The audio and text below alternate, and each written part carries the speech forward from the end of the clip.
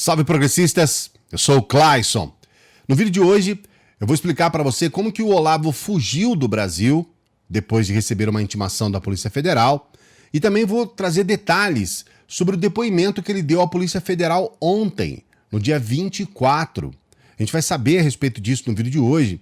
E lembrando também que esse canal, que vai fazer 5 anos daqui a 2 dias, né, nesse formato, esse canal ele foi criado para que eu pudesse trazer contrapontos, inclusive, ao Olavo de Carvalho. A gente acompanha o Olavo de Carvalho, já falei várias vezes aqui, há muitos anos, quase 20 anos. Já tivemos muitos embates pela internet, desde a época de Orkut. E a gente percebeu, tinha colocado aqui para as pessoas, que era necessário trazer contrapontos para a internet, porque a internet, ela, de uns tempos para cá, ela tem sido invadida por esses neoconservadores, esses neofascistas, neonazistas, pessoas que estão invadindo a internet com falas muito complicadas que durante muito tempo não tiveram absolutamente nenhum contraponto.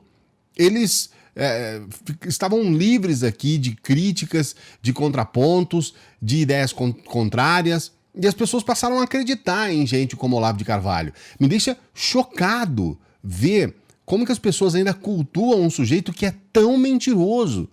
Esses últimos vídeos que ele fez na volta aos Estados Unidos é uma demonstração clara do quanto ele é mentiroso. Ele mente de uma forma, com a maior tranquilidade do mundo e de uma forma que a gente percebe que é canalha.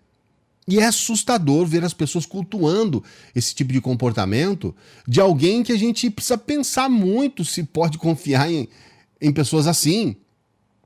Porque eu quero dizer para você, se você confia em pessoas com esse tipo de comportamento, você está sujeito a ser enganado o tempo todo, você vai ser constantemente enganado. A gente tem que ligar as nossas antenas. Eu vou explicar para você um pouco sobre esse guru do bolsonarismo, a gente tem inúmeros vídeos sobre o Olavo aqui. Hoje, talvez ele não seja tão guru do bolsonarismo assim, porque aqueles que entraram, somente no começo do governo Bolsonaro, com essa bandeira olavista, eles realmente pisaram muito na bola, né? Foram inúmeros. A gente tem um caso, logo de cara, né, colocaram lá esse Vélez Rodrigues, esse colombiano, no Ministério da Educação, que é um sujeito que criou uma série de problemas, inclusive que nós estamos acompanhando hoje, com todos esses problemas ligados ao Enem, ao INEP, começou com o Vélez Rodrigues.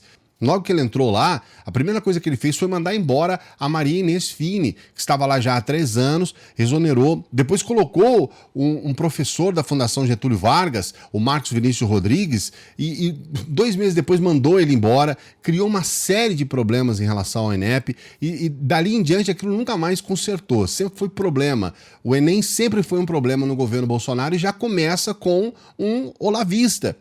O próprio ministro da Educação que substituiu o Vélez Rodrigues, o Abraham Weintraub, ele também é um olavista. E os problemas se perpetuaram. Esse Vélez Rodrigues, ele chegou em um determinado momento que o próprio Bolsonaro falou, cara, esse cara não tem gestão, esse cara é ruim. E ele era um cara que tinha falas absurdas, ele dizia que o brasileiro roubava as coisas quando viajava para o exterior, umas coisas assim. Aí queria que as crianças fossem filmadas de forma ilegal nas escolas. Um problema atrás do outro. Eu acredito que num dado momento a gente vai fazer vídeos aqui no canal trazendo um resumo desses 3, né, ou dos 4 anos do governo Bolsonaro, mostrando detalhes a respeito disso.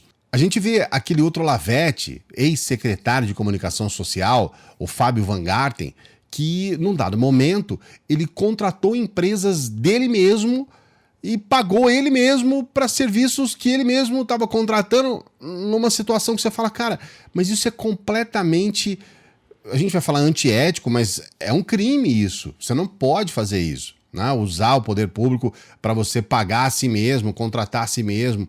E até agora as coisas ficaram um pouco nebulosas sobre isso, nunca foi muito bem explicado. O Fábio Van Garten, naquela ocasião, quebrou o pau com o Pazuello, acabou até fazendo depoimentos contra o Pazuello. Agora também todo mundo já esqueceu do Pazuello. Então, assim, os bolsonaristas se envolveram com uma série de problemas. O que dizer desse Araújo?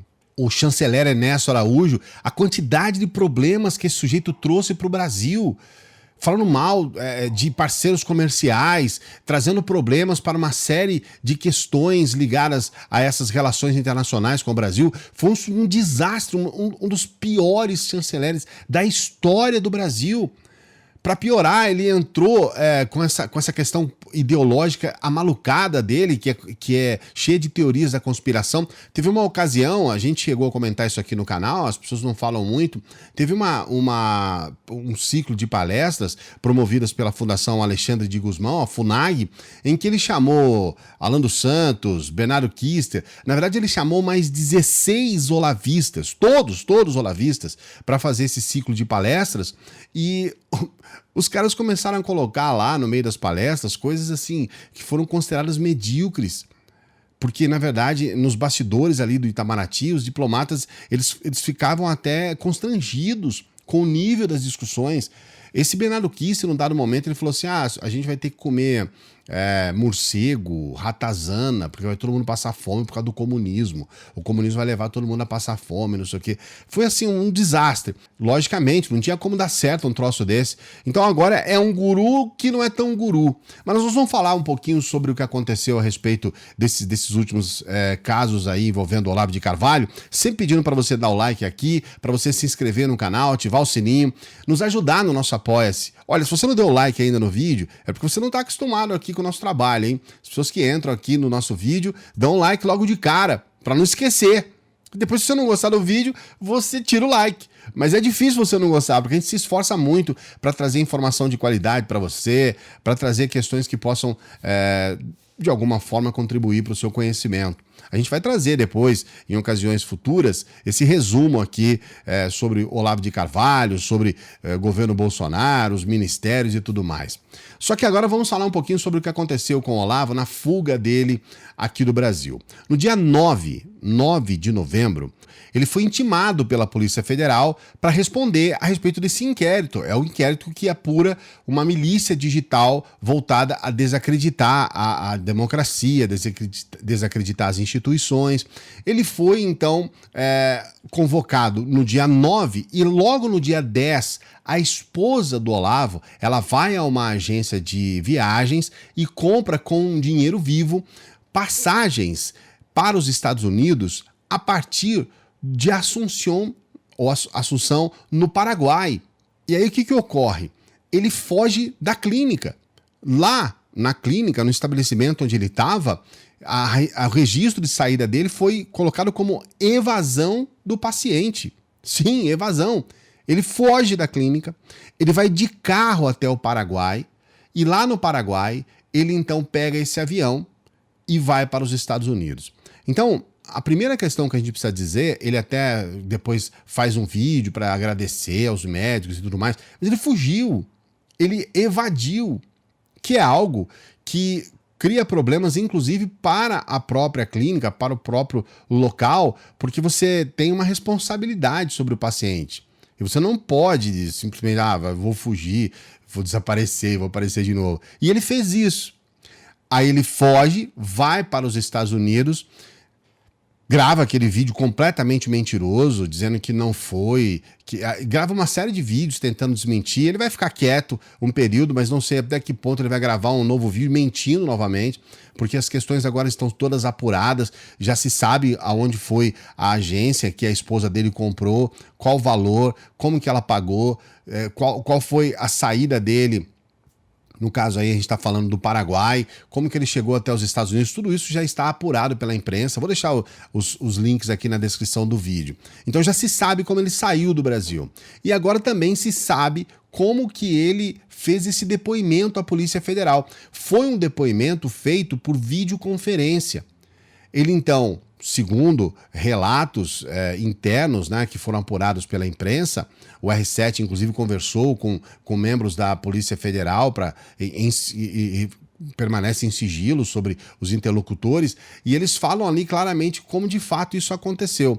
Segundo os policiais federais que conversaram com o R7, o Olavo estava calmo, estava tranquilo, ele respondeu a respeito das perguntas com tranquilidade. As pessoas veem o Olavo como um sujeito muito nervoso, às vezes enérgico, e nada disso aconteceu, estava tranquilão, respondeu as perguntas.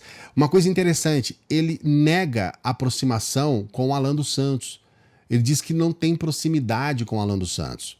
É claro que isso é uma mentira. O Alan dos Santos já fez fotos, vídeos, na própria casa do Olavo de Carvalho, reuniões entre ambos.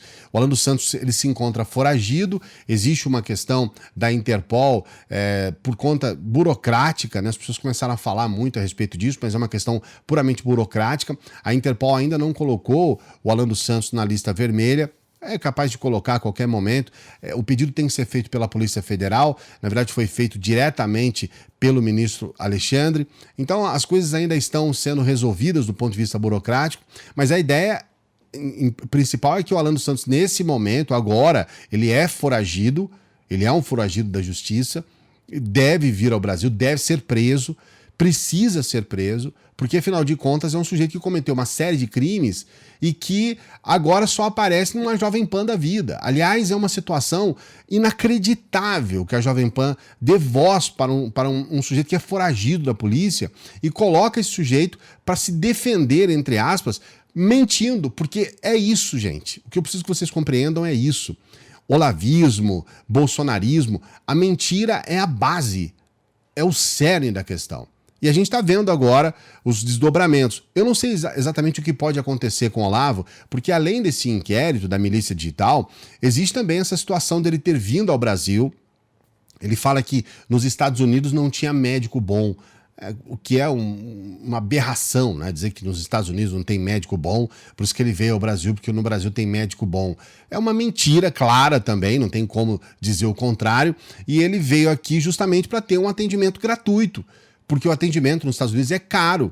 E ele veio aqui para usar o atendimento gratuito brasileiro, que foi o que de fato ele fez.